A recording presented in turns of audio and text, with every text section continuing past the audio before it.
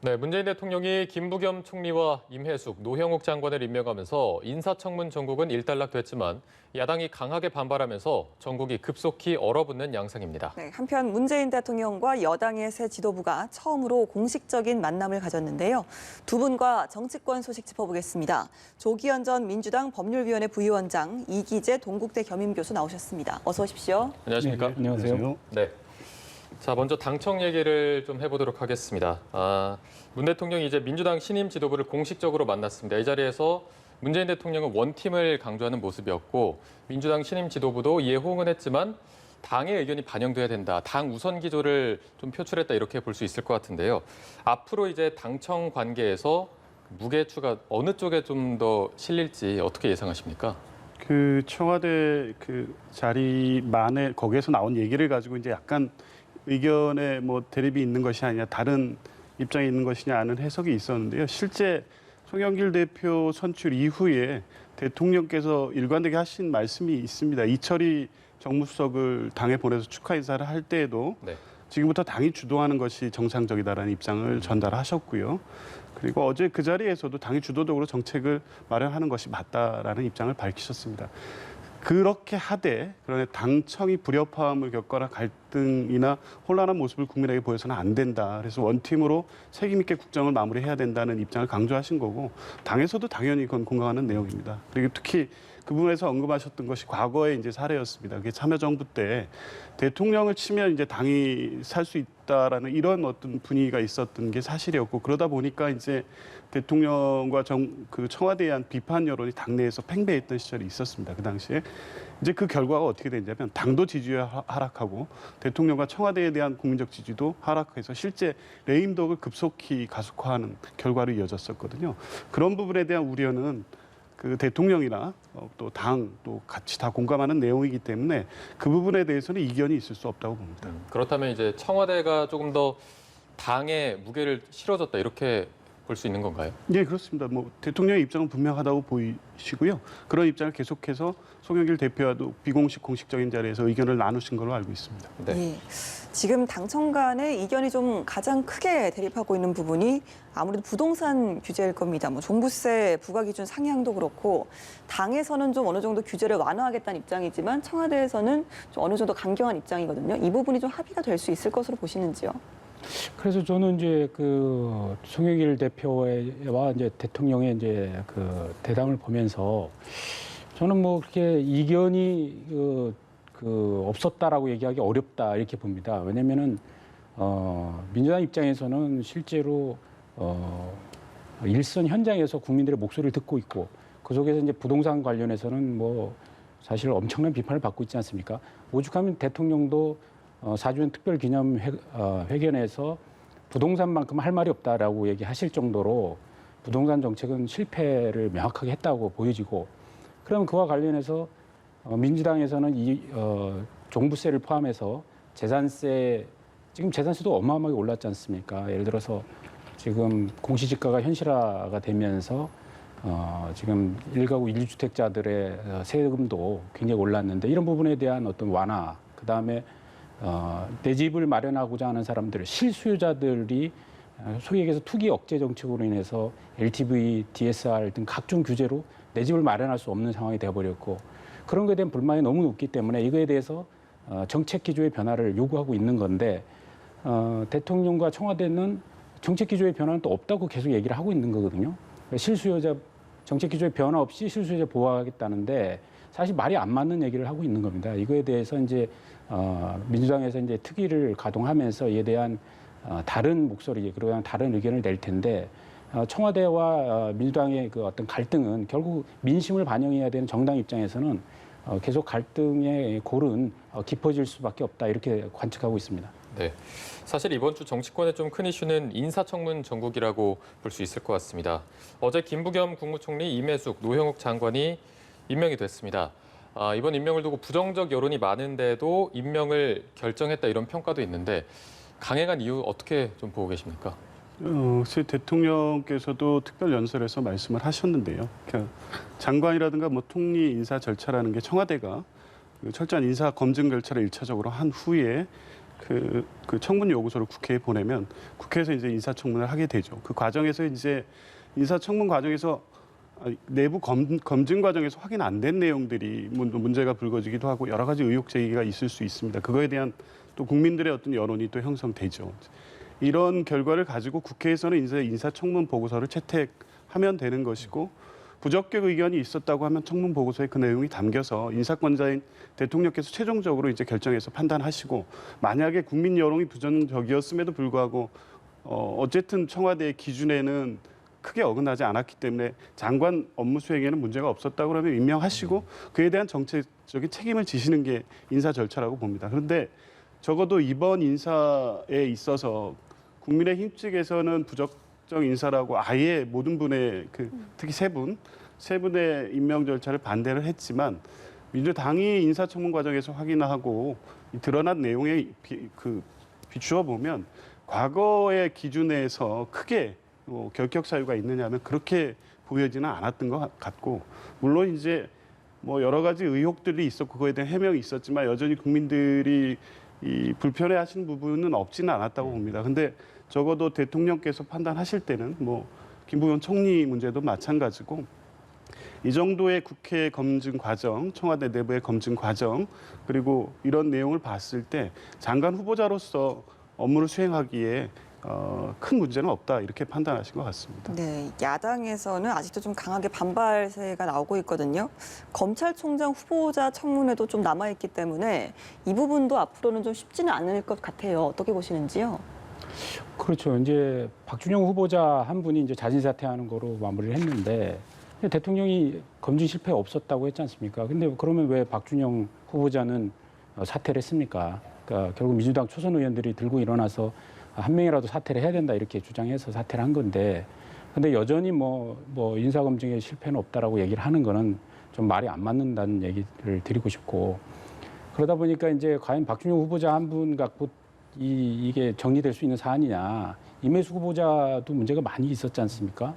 사실 저는 이렇게 이번에 청문회를 보면서 또 느끼는 게 너무나 대한민국 인재풀을 협소하게 쓰고 있다. 그러다 보니까 내 편을 가르다 보니까 결국 인재풀이 협소한 인재풀 속에서 어떻게든 하려다 보니까 결국 대통령은 그 안에서 사람을 이제 추천하고 이러다 보니까 결국은 여러 가지 흠결이 많은 사람을 걸러내지 못하는 거 아니겠습니까? 그런 면에서 사실 과학기술 정보통신 분야 장관인데 거기에 무슨 이념 문제가 크게 반영되겠습니까?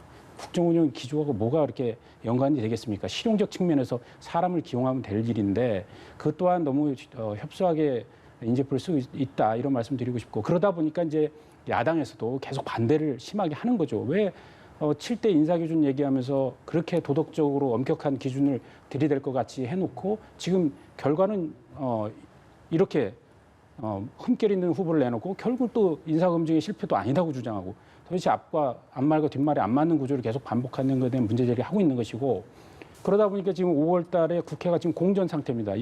5월 국회의 임시국회 일정 자체가 합의를 안 했기 때문에 김호수 검찰총장 후보자에 대해서도 인사청문 요구가 7일 날 왔기 때문에 5월 20일 만에 해야 됩니다. 그러면 5월 26일까지는 인사청문회를 해야 되는데 이게 지금 국회가 그러니까 국회 일정도 확정을 못 하고 있는 상황이 돼버려서 지금 김호수 검찰총장이 이미 제기된 여러 가지 의혹만으로도 사실 넘어야 될 셈이 많은데 여야의 이런 관계 또한 최악의 상황을 달리고 있어서 앞으로의 어떤 국회 상황이 만만치 않아 보입니다. 예. 우려를 좀 표현해 주셨는데요. 조금 전에 청와대 인사 기용에 대해서 좀 실용적 측면에서의 인사 기조가 필요하다고 하셨거든요. 교수님께서 생각하시는 실용적인 인사 채용 어떤 부분일까요? 그러니까 탕평 얘기를 많이 하지 않습니까? 결국은 여당 측에서 추천하는 인물이 있고 야당 측에서 추천하는 인물이 있을 텐데 일반적으로 보면 정치 행정 분야 같은 경우는 노선들이 명확하게 있지 않습니까? 예. 근데 과학기술 분야라든가 또 해양수산부의 경우도 마찬가지고 정부의 18개 부처 중에 보면은 사실은 전문성 위주로만 충분히 검증해야 될 부분도 많이 있습니다. 그런데 그 부분들이 어떤 정치권과의 기존의 관계 속에서 우리 편, 내 편을 가르다 보니까 이렇게 어떤 상대 진영에서 어떤 그 가까이 했던 사람들에 대해서 배척하는 풍토가 있거든요. 그래서 이런 부분들을 넘어서야 된다. 이런 측면을 말씀드리는 겁니다. 네. 그리고 이번에 인사청문 그 제도 자체에 대해서 개선해야 된다는 의견이 많이 나왔습니다. 한국갤럽 여론조사 결과를 함께 보면서 좀 말씀을 드리겠습니다. 청문회 우선 검증 사항으로 응답자의 47%가 도덕성, 그리고 또 다른 47%가 정책 능력을 꼽았고, 검증 방식은 응답자의 76%가 이 부분 모두 공개 검증이 필요하다 이렇게 답을 했습니다. 어떻게 보면 여론 추이가 조금 변하고 있다 이렇게 볼 수 있을 것 같은데 어떻게 분석하셨습니까?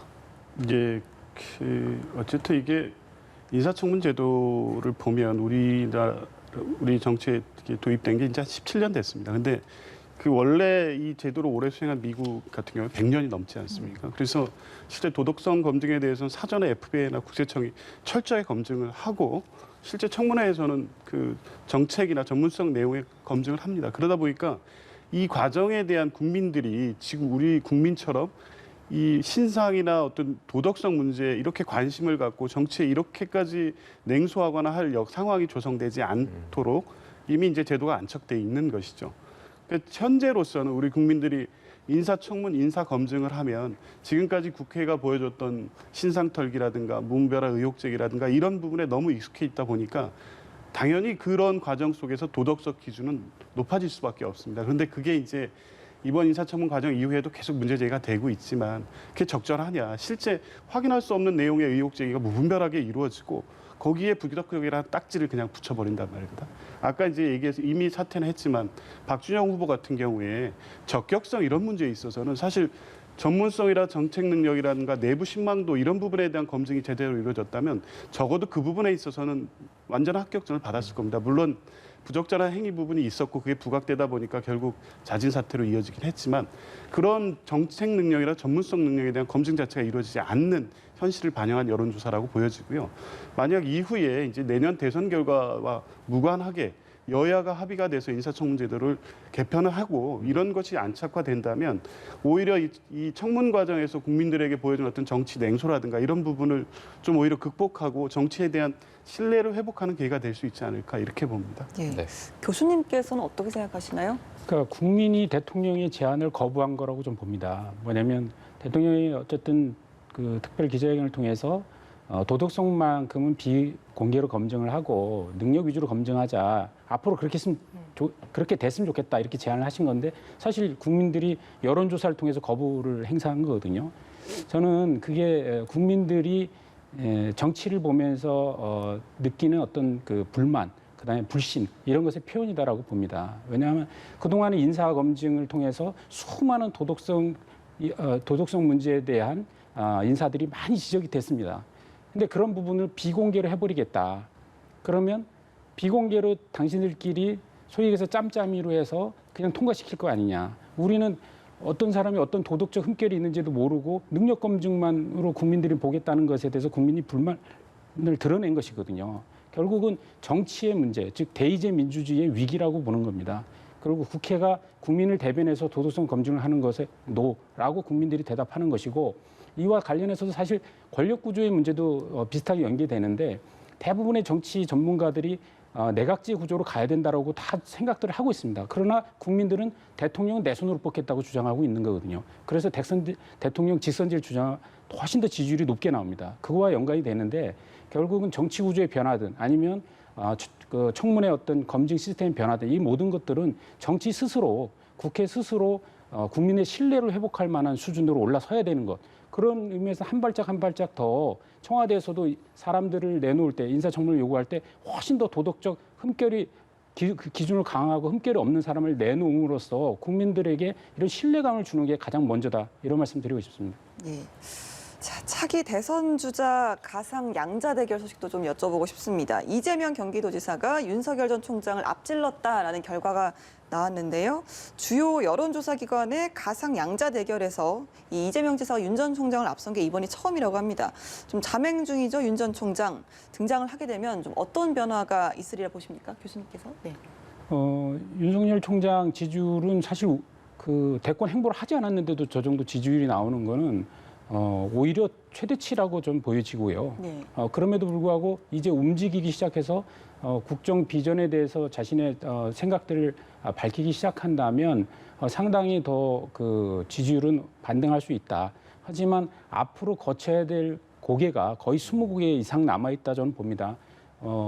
지금 그 장관 후보자를 한 명 내는데도 아까 말씀드렸듯이 수많은 인사검증을 통과해야 되는데 대통령 후보를 결정하는 과정에서는 어떤 개인의 모든 것들이 다 공개되는 것이고 그동안에 본인이 생각했던 모든 자신의 사고와 철학과 그 가치관을 국민들한테 드러내면서 인정받아야 되는 거기 때문에 아직은 그 검찰총장으로서의 윤석열은 알지만 대통령 후보로서의 윤석열에 대해서는 국민들이 모르고 있기 때문에 그런 면에서 앞으로도 길은 많이 더 진행되어 봐야 한다. 지금 현재 여론조사만을 가지고 뭐 일희일비할 수 있는 그런 상황은 아니다 이렇게 보여집니다. 네, 아직은 넘어야 할 산이 더 많지만 그래도 윤 전 총장이 움직이면 지지율은 더 반등할 것이다 이렇게 말씀해 주셨는데 이 부분에 좀 동의하십니까?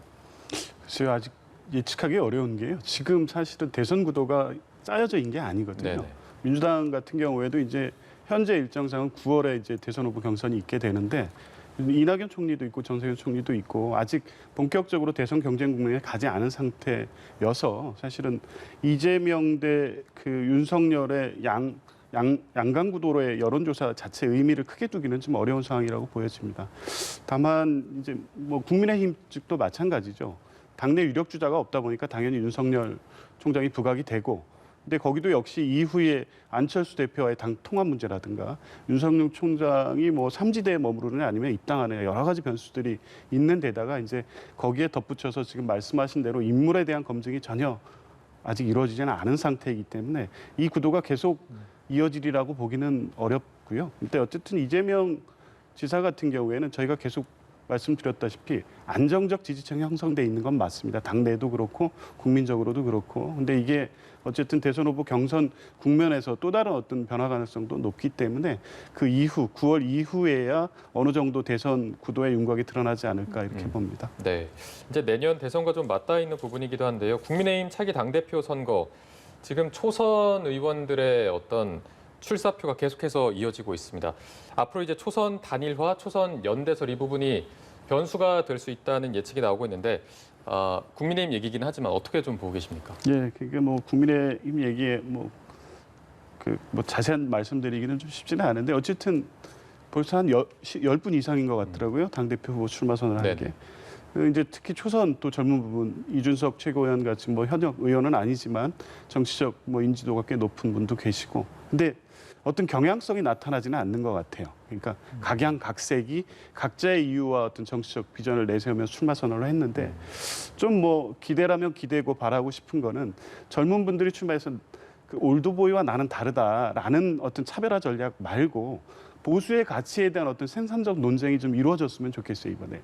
그러니까 국민의힘이 뭐 경쟁하는 야당이긴 하지만 건전한 보수로서 경쟁을 한다면 이게 정치적으로는 상호 발전적 관계가 성립될 수 있다고 보거든요. 근데 계속 이제 한계라고 할 수 있는데 보수를 지향한다고 하면서도 실제 전형적인 보수의 가치와는 다른 정치 행보를 계속 해오던 것이 지금까지 국민의힘의 모습이었습니다.